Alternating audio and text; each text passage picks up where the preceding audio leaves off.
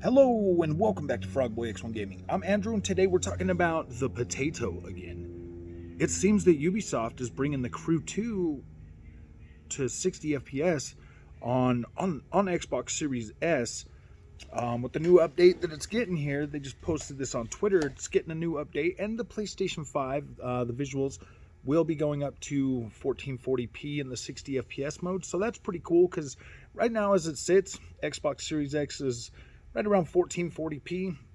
Apparently there's a bug, so the PlayStation 5 will be getting updated. But what's most interesting is the Xbox Series S is going to be 1080p at 60 frames a second. That's interesting. I thought this thing was a potato. So, yeah, that's pretty cool, man. But we also have some other stuff to talk about. Microsoft Flight Simulator update is bringing helicopters today. And I'm kind of torn about this because I really want to play that, but I also got Fodder of War,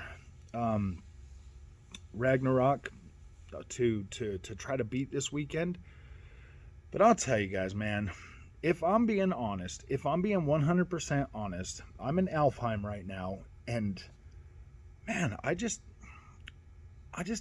don't really have that drive to play God of War. Maybe it was because it came out in the middle of the week and I already feel like my time, it was just wasted. I would love to have sat down and just got through the game, but I've had to play it.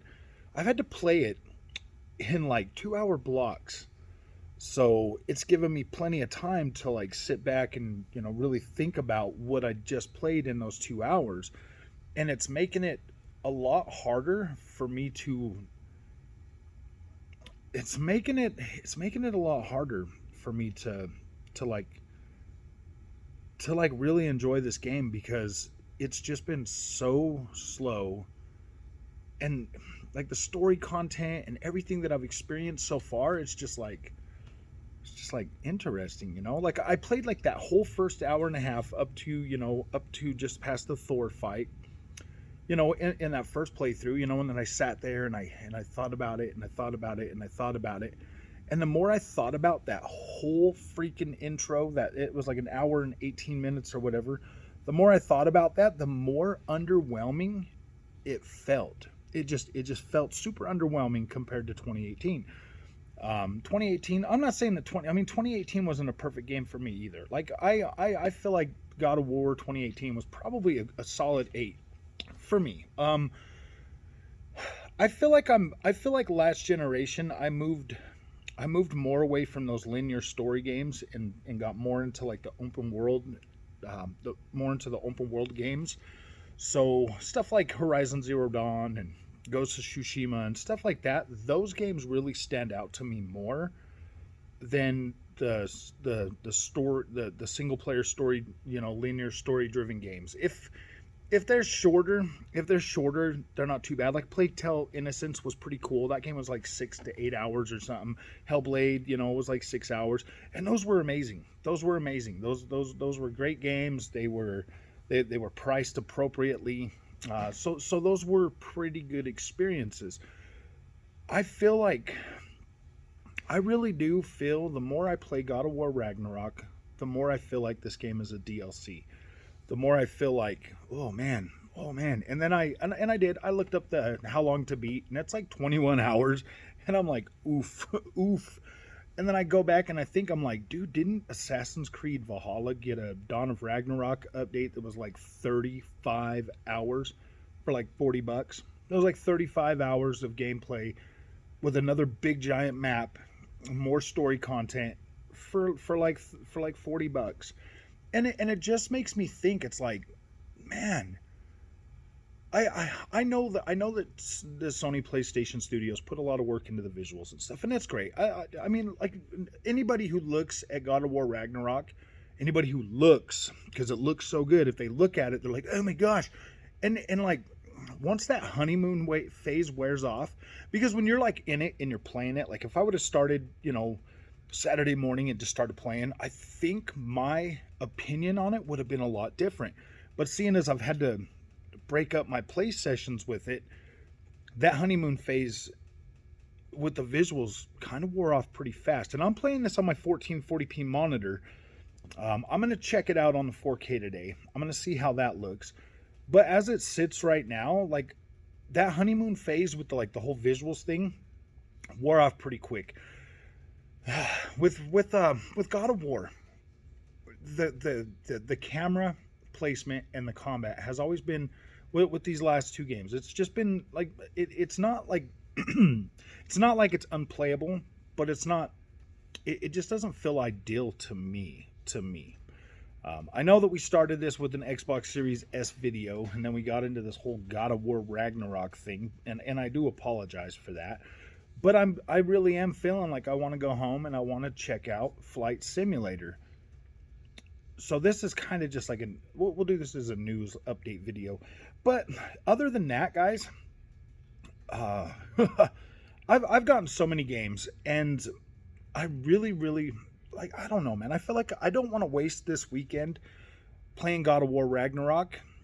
I just got Sonic Frontiers. I got a new update for Flight Simulator. Like, these are games that I want to play, that I want to play. God of War Ragnarok, it just feels like such a freaking it's feeling like such a drag right now, because there's other fun stuff that I want to play, and I feel like just because it's supposedly, PlayStation's biggest game of the year, that I feel like I'm feeling forced to have to sit back and play it. So I'm not going to do that. I'm not going to feel forced. If I get time to, finish God of War Ragnarok this weekend, whatever, but I'm going to play Sonic Adventures or for Sonic Frontiers, and I'm going to play Flight Simulator. Those are more appealing to me than what's going on in God of War Ragnarok. And right now, as it sits, when I started playing Gotham Knights, I didn't want to put the game down. I still sit and want to play Gotham Knights. I'm playing God of War Ragnarok, and I'm like, dang, man, maybe I should level up my background. Maybe I should, you know what I mean? Like, it's gotten to the point where, like, the single player story driven games, I don't know if they really excite me as much as they used to. So I don't know if it's really fair for me to review God of War Ragnarok. I don't want to be mean to the game, because there's a lot of people out there that really like that type of experience still. They really like that linear experience, and it seems like God of War is, it's going to deliver that quality visuals, and so I don't want to be too hard on it, but to me, in my play style now lately, I'm feeling like God of War Ragnarok is probably, I'm not going to rate it until I finish it. I'm not going to do that. That's not fair. I haven't finished it.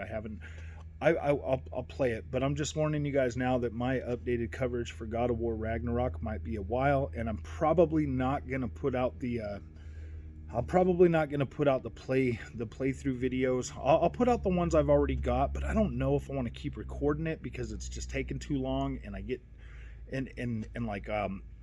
it's just taking too long to record this footage, and even way longer to upload it, because I'm recording it in such high like a high bit rate. So it's taken like 4 or 5 hours to try to upload them. I tried to upload one yesterday, and it was taking so long that I just had to quit. So I don't know, guys. That's kind of how I'm feeling. I'm not trying to be mean to God of War or be insensitive about it.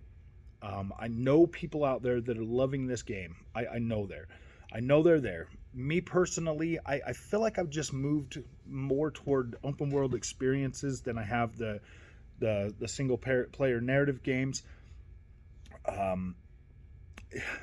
Yeah, I don't know, guys. I'm really not trying to be mean about it. I'm not trying to do like the click thing for it or anything like that. I'm just giving you my honest opinion about it, and that's kind of how I'm feeling about it. So, all right, guys, that's some updates for today, and I'll be seeing you guys tonight. So if you like this content, don't forget to like and subscribe. I'll see you in the next one.